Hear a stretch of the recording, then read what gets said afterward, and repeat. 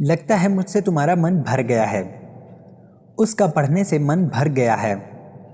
मेरा उससे मन नहीं भर सकता। तुम्हारा खेलने से मन नहीं भर सकता। दोस्तों, ये जुमले हम अपनी एवरीडे लाइफ में अपने बोल चाल में अक्सर इस्तेमाल करते हैं, तो आज आप भी इनका इंग्लिश में इस्तेमाल सीखिए। तो चलिए शुरू करते हैं। इन जुमलों में हम बोल रहे हैं यानी यूज कर रहे हैं मन भरना, यानी ये जुमलों में बार बार रिपीट हो रहा है, तो इसके लिए हम इंग्लिश में इस्तेमाल करेंगे गेट इनफ ऑफ। तो इन जुमलों को बनाने के लिए क्या स्ट्रक्चर यूज होगा, आइए देखते हैं। Subject plus get enough of plus noun या ऑब्जेक्टिव प्रोनाउन यानी माई, हिज, हर वगैरह या verb plus ING plus other words. So I hope कि आपको ये स्ट्रक्चर समझ में आ गया होगा। That can be really helpful for you. तो आइए डिटेल से समझाता हूँ मिसालों के साथ। लगता है मुझसे तुम्हारा मन भर गया है। I think you have got enough of me. I think you have got enough of me. बिल्कुल, हमने स्ट्रक्चर को स्टेप बाय स्टेप फॉलो किया। अच्छी तरह समझने के लिए एक और मिसाल देखते हैं। उसका पढ़ने से मन भर गया है। He has got enough of reading. He has got enough of reading. दोस्तों, हमारी वीडियो को लाइक और शेयर ज़रूर किया करें। इससे हमारी हौसला अफजाई भी होती है और हमारा दिल करता है कि आपके लिए ऐसी मज़ीद बेनिफिशियल वीडियोस आपके लिए लेके आएँ।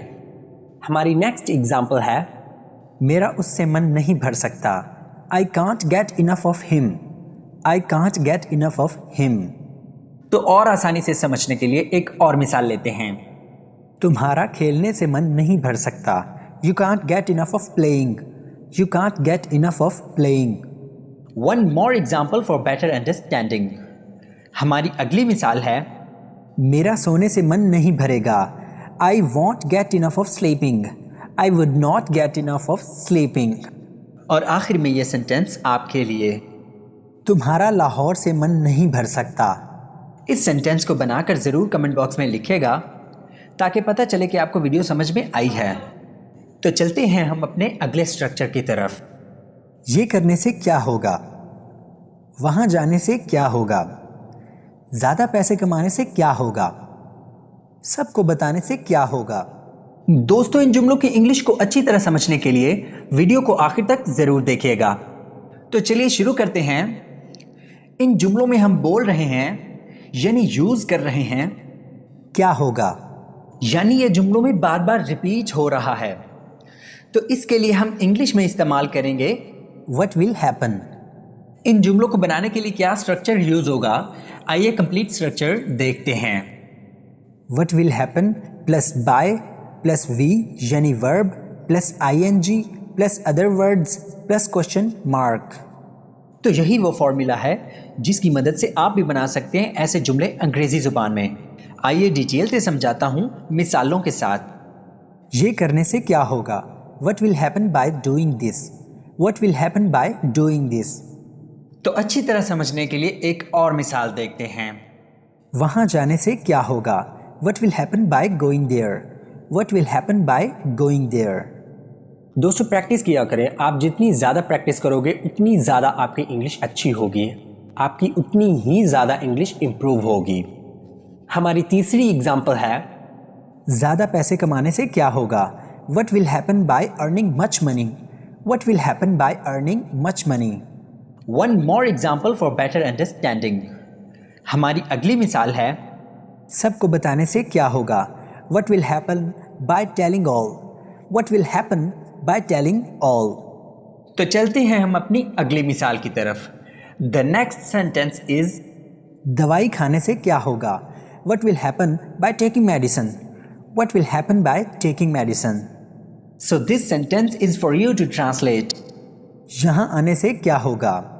इस सेंटेंस को बनाकर ज़रूर कमेंट बॉक्स में लिखिएगा। उसका काम करना मेरी मजबूरी है। खाना पकाना मेरी मजबूरी है। उससे बात करना मेरी मजबूरी है। तुम्हारे साथ जाना मेरी मजबूरी है। दोस्तों, ये जुमले हम अपनी एवरीडे लाइफ में अपने बोल चाल में अक्सर इस्तेमाल करते हैं, तो आज आप भी इनका इंग्लिश में इस्तेमाल सीखिए।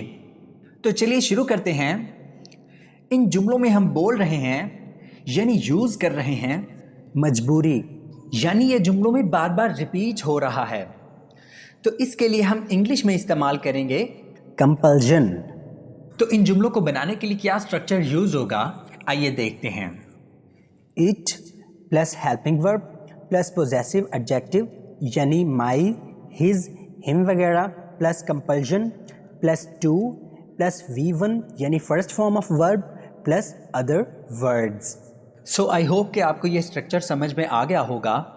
That can be really helpful for you. تو آئیے ڈیٹیل سے سمجھاتا ہوں مثالوں کے ساتھ. اس کا کام کرنا میری مجبوری ہے. It is my compulsion to do his work. It is my compulsion to do his work. بالکل ہم نے اسٹرکچر کو اسٹیپ بائی اسٹیپ فالو کیا. اچھی طرح سمجھنے کے لیے ایک اور مثال دیکھتے ہیں. کھانا پکانا میری مجبوری ہے.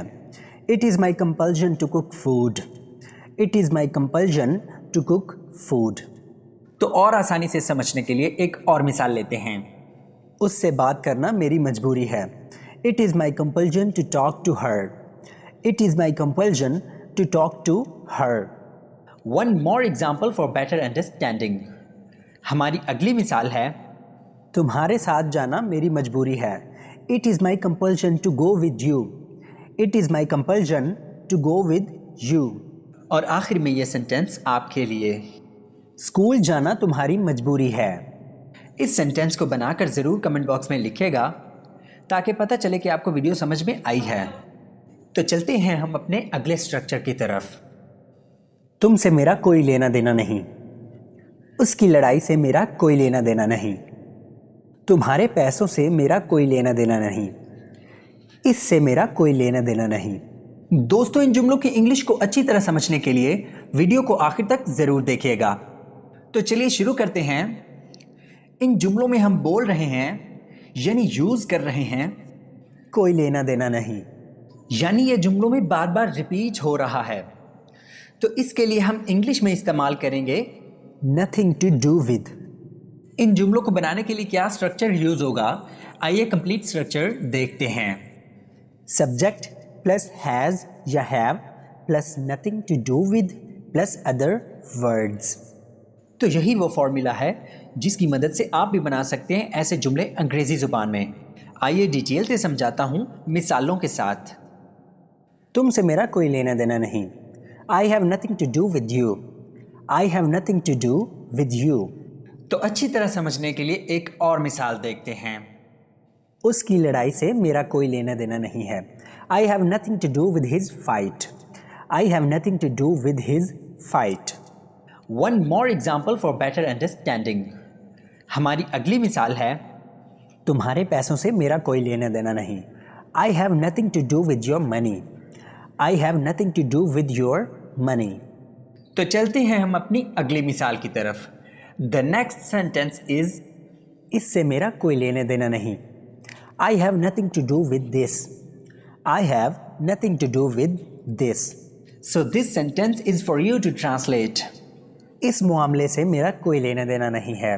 اس سینٹینس کو بنا کر ضرور کمنٹ باکس میں لکھے گا. دوستو چینل کو اپنے پیاروں کے ساتھ ضرور شیئر کیجیے گا تاکہ چینل کی بھی گروتھ ہو جائے اور آپ کے ساتھ آپ کے دوستوں کا بھی فائدہ ہو جائے. So thank you every one. Thank you so much for watching this video.